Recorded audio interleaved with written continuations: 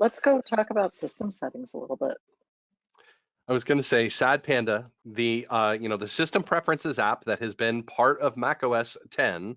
If we think about this going all the way back to 2000, today we get to put to rest, or excuse me, Monday we get to put to rest the system preferences application, which is no longer present on macOS 13 Ventura. It will be replaced by system settings, which looks an awful lot like the settings app on your iOS or your iPad OS device. There are a lot of new locations for individual settings. You may have to do some documentation updates here for within your organization to get ready for macOS Ventura. I would strongly encourage folks to, if you have not yet, join the Appleseed for IT program. Joining the Appleseed for IT program is the best way to be aware of what's happening as an IT admin, and you can join with any managed Apple ID. You don't need to be invited. You can just go to appleseed.apple.com and sign in there with any managed Apple ID.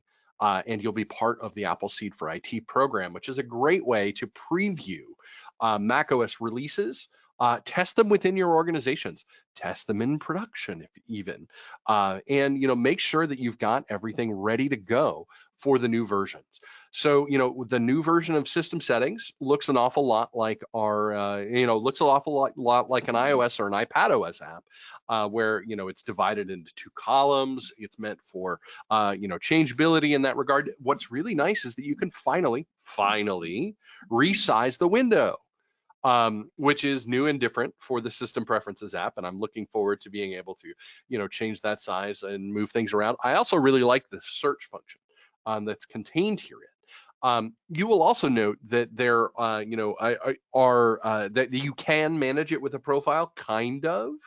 I think I will be very clear and point out that Apple's documentation, which is available on their developer website, indicates that the system preferences MDM profile, which allows you to limit access to individual system preferences panes, has been deprecated as of macOS Ventura. And so if you are restricting certain areas of system preferences in your macOS environments today, you will want to test whether or not those restrictions still apply successfully in macOS 13. And you're going to want to check to see if there's any kind of changes that you can make there. Apple is obviously an organization that listens to its customers and listens to customer feedback. If you've got a real need to block access to individual individual system preferences panes in your current environment today and want to do the same going forward, supplying Apple with information about what you're trying to prevent from happening, whether or not it's handled through a system preferences pane, is super valuable to their environment. And I strongly encourage people to go about that process.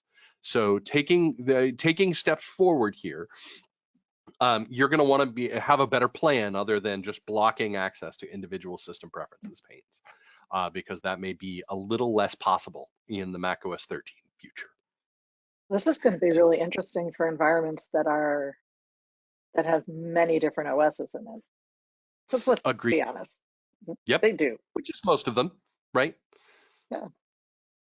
Well, and if you were using, hiding a specific preference pane as a way to prevent your users from being able to modify a preference, there are better ways to do that generally.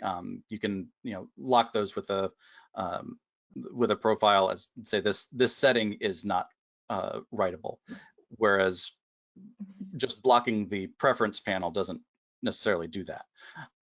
So there are better ways to manage that. Look into that now, even if you're not going to be rolling out Ventura for a little while, because hopefully if the that sort of continuity of those P lists and things that manage those specific settings continue from 12 to 13, then you won't have to send out a different set of profiles for the Ventura users once they upgrade.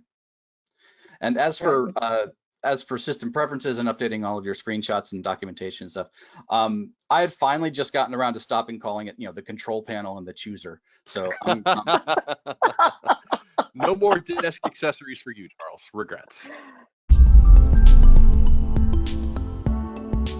Please subscribe and check out more content from us.